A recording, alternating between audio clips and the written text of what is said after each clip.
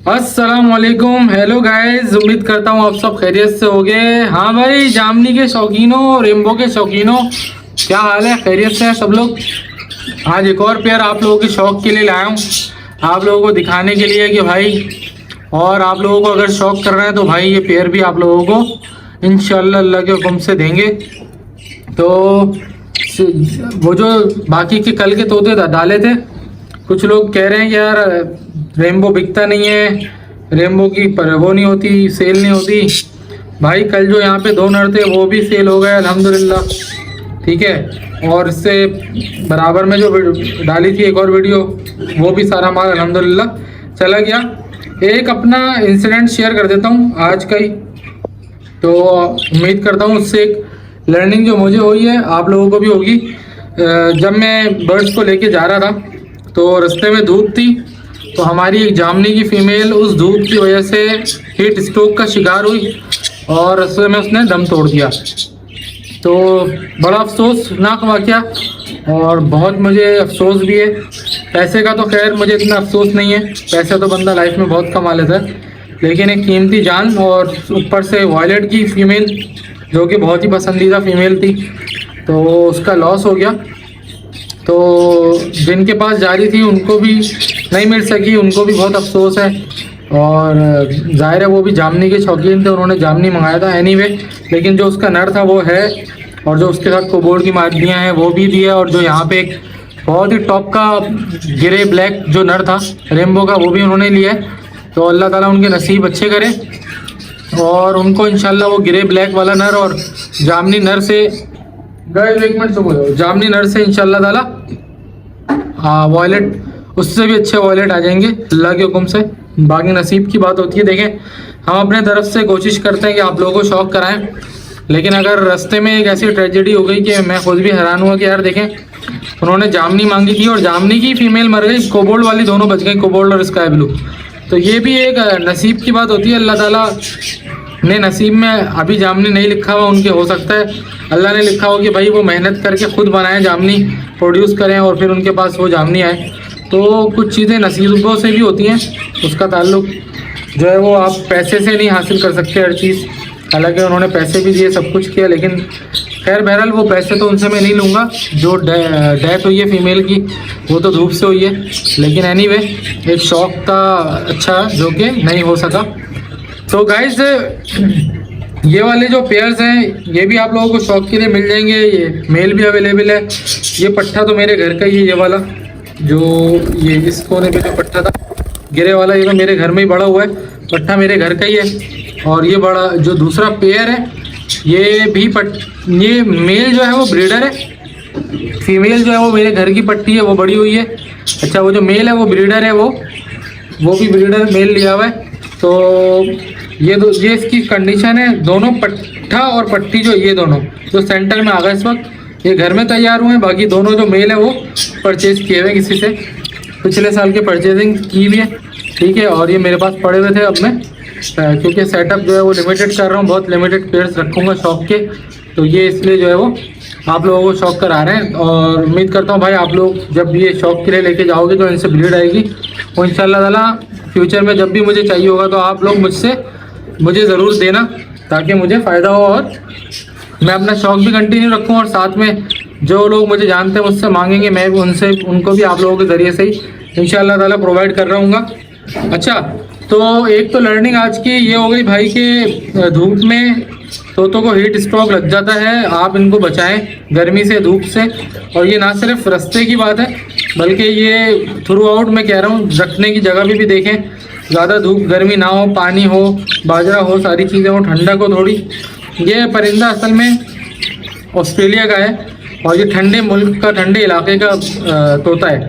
तो अगर आप इसको गर्मी में रखेंगे, गर्म जगह पे रखेंगे, तो ये जो बर्ड है ये उस तरह से सरवाइव नहीं कर सकेगा जैसे कि इसकी नेचर या इसकी बिल्ट इन जो इसकी क्वालिटीज़ हैं उसकी बेसिस पे सरवाइव करता है। तो वो चीज़ इसके अंदर नहीं है, गर्म हवा, गर्म जगह पे सरवाइव करना इसके लिए मुश्किल है। इसके अलावा एक दो दोस्त हैं वो हमारे, उनके सवालात आए हुए थे कि भाई ये जामनी और कोबाल्ट और वॉयलेट के अंदर आपने वीडियो में बताया तो था, लेकिन थोड़ा सा और बता दें क्योंकि जब हम मार्केट में जाते हैं तो हमें समझ नहीं आता। देखें यार, मुझे भी ये तरीका नहीं पता था, लेकिन जब आप नेकेड आई यानी कि आम आँख से देखोगे तो आपको जामनी को पहचानना ज़रा मुश्किल हो जाता है। तो आपको मैं एक तरीका और ट्रिक बता रहा हूँ। ये जो अपने घरों में इमरजेंसी वाइट लाइट होती है ना, अगर आपके पास ये वाली लाइट है, कुछ लोग गलती ये करते हैं कि मोबाइल की टॉर्च ऑन करके देखते हैं, वो वाली लाइट से काम नहीं चलेगा। जो वाइट लाइट होती है, जो ट्यूब लाइट होती है, या जो अपने घरों में इमरजेंसी वाइट लाइट होती है, उस लाइट को जब आप तोतों पे डालेंगे तो आपको पता चल जाएगा कि जामनी कलर है या कोबाल्ट कलर है। देखिए अभी मैं लाइट चेंज करूँगा, यही तोतों का आप कलर चेंज कर देखिएगा। ये मैंने लाइट बंद कर दी और ये बगैर लाइट के इस वक्त तोतों का कलर चेंज हो गया। ठीक है, अब आप लोगों को जो बगैर लाइट के तोते दिखते होंगे वो कुछ इस तरह से दिखते होंगे। अब इसमें कोबाल्ट को पहचानना, जामनी को पहचानना ज़रा मुश्किल हो जाता है। अब मैं एक दूसरी लाइट ऑन करूँगा, आप देखिएगा इन्हीं तोतों को उस लाइट में। ये मैंने एक दूसरी कलर की शेड की लाइट ऑन करी है। अब इस वाले कलर की लाइट में थोड़ा और वाजे हो रहा है, अलग से दिख रहा है।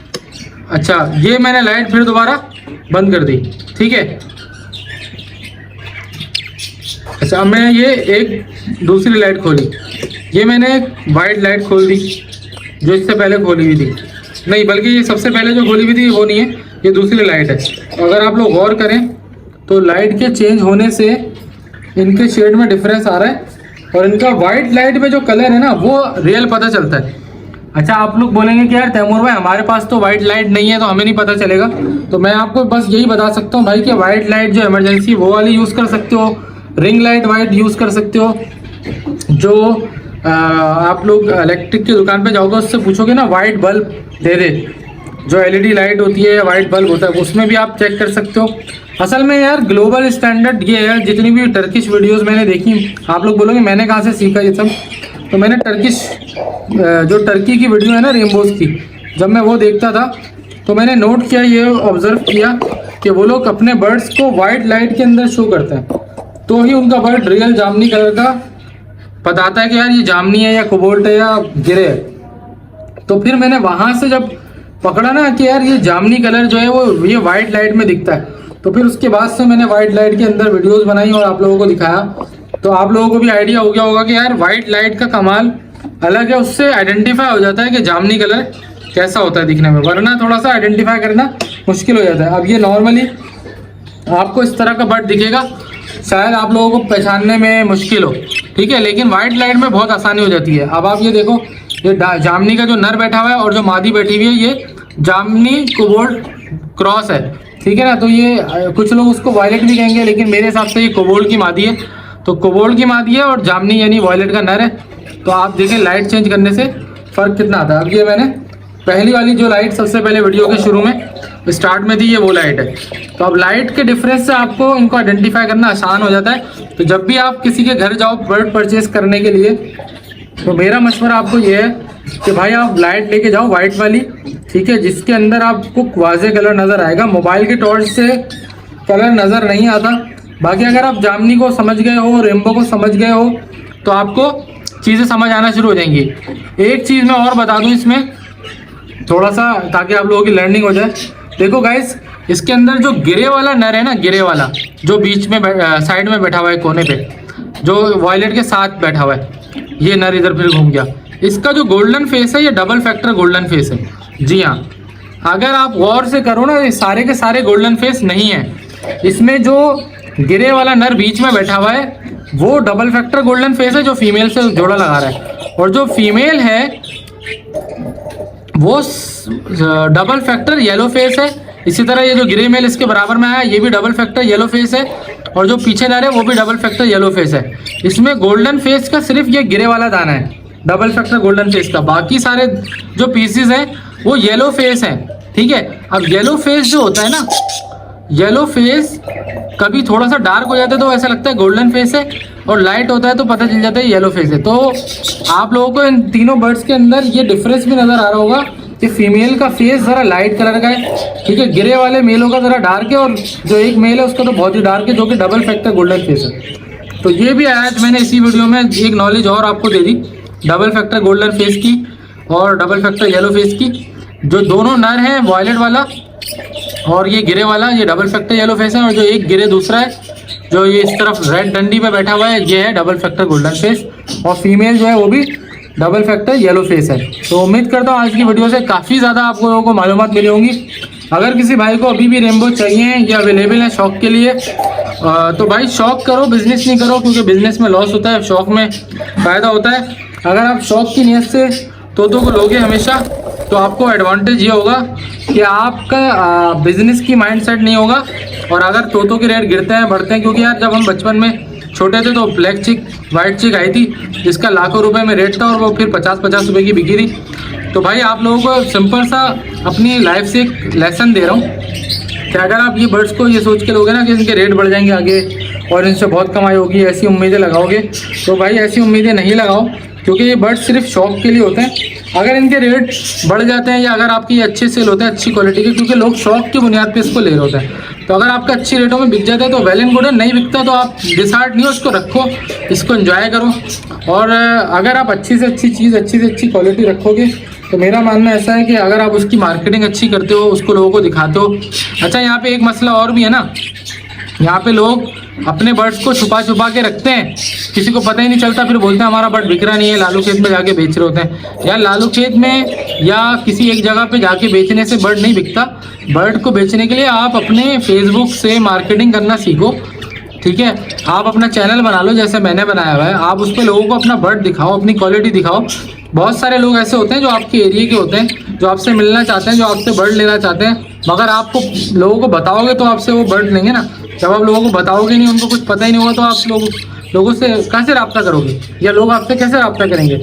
तो भाई आप अपनी चीज़ों को मार्केट नहीं करोगे, अपनी चीज़ों को दिखाओगे नहीं, तो कोई आपसे रब्ता नहीं कर सकता। अब आप देखो, मैंने 2-4 वीडियोज़ डाली हैं, हालांकि मेरे पास टाइम नहीं होता, मैं बहुत बिजी होता हूँ ऑफिस के अंदर, और मैं आने के बाद 5-10-15 मिनट ही मिलते हैं मुझे, तो ये मैं वीडियो बनाता हूँ आप लोगों के लिए, और फिर उसको अपलोड करने में आधा-पौन घंटा लग जाता है। तो बस मेरे पास इतना ही टाइम बच पाता है मुश्किल से। तो इतना टाइम में मैं अगर वीडियो डालता हूँ तो आप देख लो धड़ाधड़ रेनबो के शौकीन जो है वो मुझसे रब्ता करते हैं और ले जाते हैं रेनबो।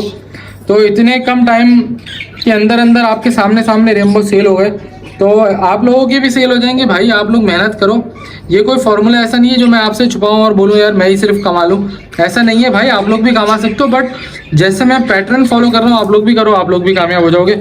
उम्मीद करता हूँ आज बहुत सारे लेसन एक ही वीडियो में मैंने आपको दे दिए हैं। तो इसी तरह से हॉबी को प्रमोट करें, एंजॉय करें, पॉजिटिव वाइब्स फैलाएं, लोगों से प्यार करें, बर्ड्स से को एंजॉय करें। ये डिप्रेशन का बेहतरीन हल है, इनको आप अपनी आंखों के सामने रख के देखो कितना मज़ा आता है इनके साथ। बजरी जब चलो एक नया टॉपिक है ये दूसरा, उसके ऊपर फिर अगली वीडियो में बात करते हैं। मिलते हैं अगली वीडियो में, तब तक के लिए ख्याल रखें, गुड बाय।